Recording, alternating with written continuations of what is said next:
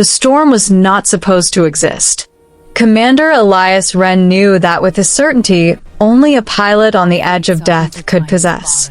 The stellar charts had shown a quiet corridor between the Perseus Reach and the neutral trade lanes. Thin gas, low radiation, nothing more dangerous than a mild gravitic ripple. That was why his ship, Wayfarer's Promise, had been routed through it after the skirmish. Now the void itself seemed to be tearing open. Elias gripped the controls as the ship shuddered again, alarms screaming in overlapping tones. Outside the forward viewport, space twisted like oil poured into water. Bands of violet and sickly green lights spiraled around one another, collapsing inward toward a dark core that pulsed like a heartbeat. "Ether storm," he whispered hoarsely. Human science barely understood such phenomena. Alien science claimed to. Most species avoided them entirely. Ships that entered a fully formed ether storm rarely emerged intact, if they emerged at all. Navigation offline. The ship intoned calmly, its synthetic voice jarringly serene. Primary sensors unresponsive. Hull integrity at 72% and falling. Elias laughed, a sharp, breathless sound. "You don't say." Blood trickled down his temple, warm against his skin. He wiped it away with the back of his glove, smearing red across the console. The Promise had already lost her jump drive. Sublight engines were sputtering, fighting gravitic currents that twisted in contradictory directions. He was lost. Truly lost. Human pilots prided themselves on stubbornness, on improvisation, on refusing to die just because the universe made it inconvenient to live. But even that had limits. The storm surged, and the stars vanished completely. Far away, so far that distance itself lost meaning, Queen Sharith of the Ilari closed her eyes. She stood alone within the heart chamber, an immense spherical hall grown from living crystal. Soft bioluminescent veins pulsed through the walls, responding to her thoughts. Around her, the psychic lattice of her people thrummed, a constant, low harmony that connected every Ilari mind across the empire. And now, threading through that harmony like a cracked note, was pain. Not her own. Human. She inhaled slowly, steadying herself. Humans were loud, psychically speaking. Not in volume, but in intensity. Their minds burned hot and erratic, like stars that refused to collapse quietly. Most telepathic species found them exhausting, dangerous. Some even found them frightening. Sharith found them fascinating. "Locate the source," she murmured. The lattice responded instantly, unfolding before her inner vision. She felt the currents of thought, emotion, and awareness stretching across systems. The disturbance lay far from Ilari territory, in a region infamous even among ancient races. An ether storm. Her attendants would have begged her not to look deeper. The Ilari knew better than to touch such chaos. Even their queens, bred for psychic resilience, risked dissolution when interfacing with etheric turbulence. Sharith reached out anyway. What she found nearly stole her breath. A single human mind, battered and bleeding, clung to consciousness at the storm's heart. Fear was there, yes, but beneath it was determination so fierce it bordered on defiance. He was fighting the storm itself, arguing with physics, demanding that the universe make room for him. "Stubborn," she whispered, with something like fondness. She sensed his isolation, the way the void pressed in from all sides. If she did nothing, the storm would tear his ship apart within minutes. If she acted, she risked much more than her life. The Ilari people depended on their queen as an anchor. Their empire was built on balance, on restraint. Intervening directly in an ether storm, especially for a human, would be seen as reckless beyond measure. Sharith opened her eyes. "Prepare the choir," she commanded softly. The living crystal brightened, responding to her resolve. I will not let him die alone. Elias had stopped trying to steer. The controls no longer corresponded to reality. Left became right. Forward folded inward. He strapped himself into the pilot's cradle and focused on breathing, counting each inhale, each exhale, grounding himself against the vertigo clawing at his mind. Then he felt it. At first, he thought it was another symptom, oxygen deprivation, perhaps, or shock. A pressure behind his eyes, a warmth spreading through his chest. Hello, a voice said, not through speakers, but inside his head. Elias froze. Human pilots were trained for first contact scenarios. For alien languages, for unexpected communication methods. They were not trained for calm, melodic voices appearing uninvited in their thoughts, while reality unraveled outside the hull. Either I'm hallucinating, he muttered, or someone's about to explain a lot. There was a pause. He sensed amusement, faint, but unmistakable. You are not hallucinating, Elias Wren, the voice replied. And I will explain, but first you must listen. His heart hammered. How do you know my name? I know many things, she said. I am Sharith, Queen of the Ilari. And if you do not follow my guidance precisely, your ship will be destroyed within 112 seconds. Elias snorted despite himself. No pressure. The storm surged again, the hull groaning like a living thing. A crack spiderwebbed across the viewport. All right, Your Majesty, he said. I'm listening. Sharith extended her consciousness fully now, anchoring herself to the human's awareness. The storm roared around them, a psychic tempest as violent as its physical counterpart.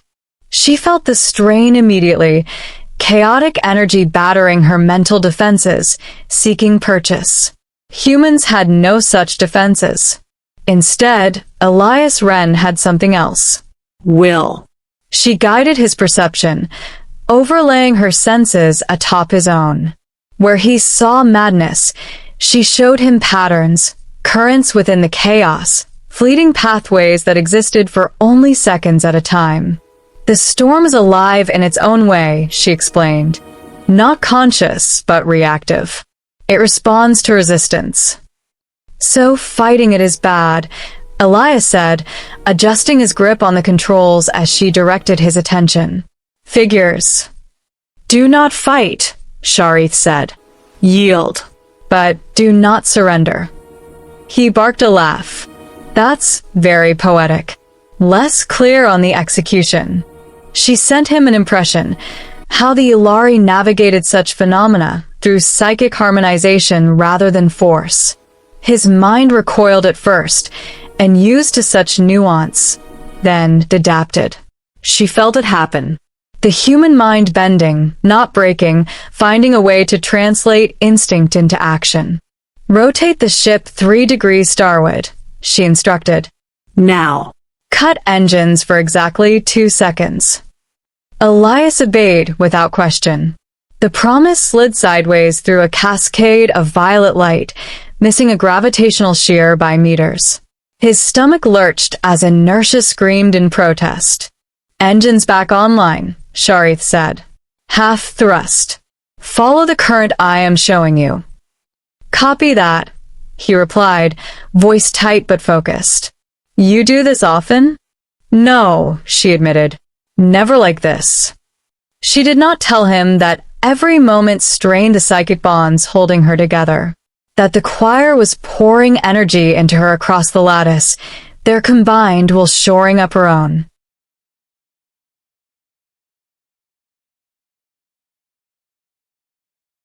Nor did she tell him that the storm was beginning to notice her. The middle of the storm was worse. Time fractured.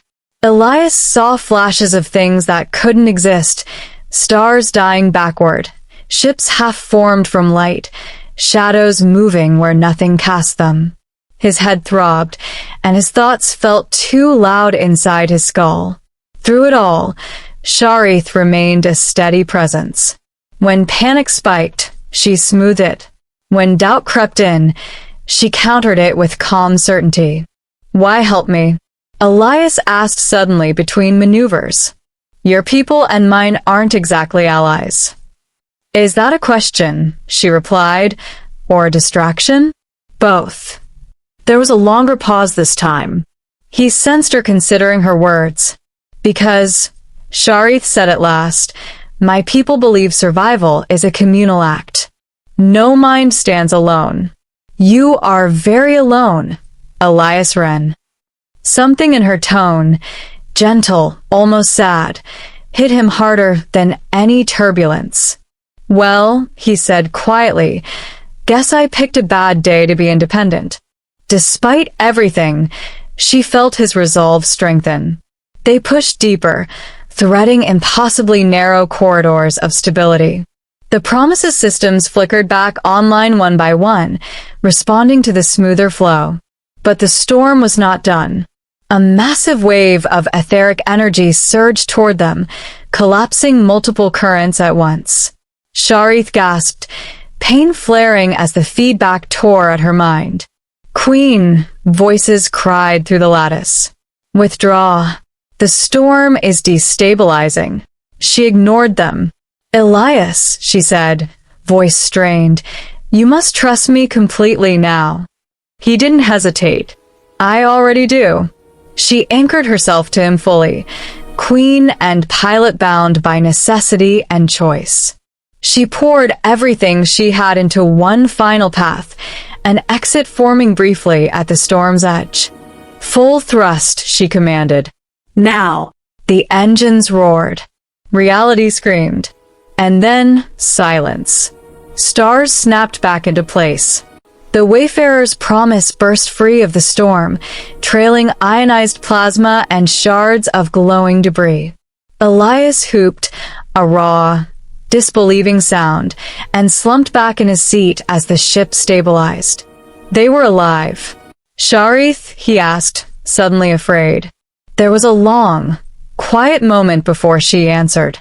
I am here, she said softly, though diminished. He swallowed. What did that cost you? Much, she replied honestly, but not too much. In the heart chamber, Sharitha's physical body sagged as the choir caught her, their combined strength easing her back into balance. Across the empire, Ilari minds reeled at what their queen had done. She had touched chaos. For a human. Thank you, Elias said, emotion roughening his voice. I don't know how to repay you. She smiled within his mind. Live, she said. And remember that even storms can be guided. The connection began to fade, her presence withdrawing gently. Will we meet again? He asked. Undoubtedly, Sharith replied. Humans have a way of finding trouble. The link dissolved. Elias stared at the stars for a long time, then set a course for the nearest human outpost. He had a report to file, one no one would believe. The aftermath rippled across the galaxy. When the Ilari Senate learned what Sharith had done, outrage followed awe.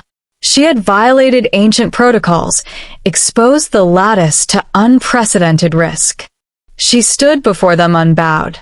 A human was lost, she said simply. I guided him home. Some called it folly. Others called it prophecy. Among humans, the story spread more quietly at first, whispered by pilots, shared in mess halls and late-night transmissions. A tale of a queen who spoke through storms, who saw humans not as chaos incarnate, but as allies in defiance. And when the next ether storm claimed ships from multiple species, it was human pilots who volunteered to lead the rescue. Not because they were immune to fear, but because they remembered a voice in the darkness and knew that even the wildest storm could be faced if someone was willing to guide and someone else was stubborn enough to follow. In the end, that was the truth the galaxy learned. Humans did not survive because the universe was kind. They survived because, when lost, they refused to be alone, and because sometimes Even a queen would risk everything to guide them through the storm. Elias emerged from the cockpit, stepping onto the maintenance deck of the Wayfarer's Promise. The ship was battered, scorched in places, but alive, just like him. He ran his hands along the rail, feeling the hum of revived engines beneath his fingers. The memory of the storm still lingered, a shadow in the corners of his mind. Then, as if drawn by instinct, he looked up at the viewport. Stars stretched endlessly before him, untouched by the chaos he had survived. And for the first time since entering the storm, he felt something he hadn't felt in months. Awe. Not fear, not relief, but awe. Somewhere, far across the galaxy, Queen Sharith rested, her mind still echoing with the strain of what she had done. Yet in that quiet moment, she smiled, sensing the human pilot alive, free, and carrying forward the defiance that had marked their species for millennia. Elias pressed a hand to his chest, whispering softly into the empty cabin, "Thank you for guiding me through the storm." And though her voice would never come to him again, not fully, he felt it still, like a current beneath the stars, a promise that no matter how dark or chaotic the universe became, he would never truly face it alone. He set the Wayfarer's Promise on course for home, the galaxy wide and waiting, and somewhere in the endless expanse, a queen watched quietly, knowing that the smallest act of courage, human or Alari, could ripple farther than any storm. The universe had tested him. The storm had tried to claim him. But humanity endured. And for that, Elias Wren would never forget the voice that had guided him through the darkness. The stars stretched on, endless, patient, and full of possibility.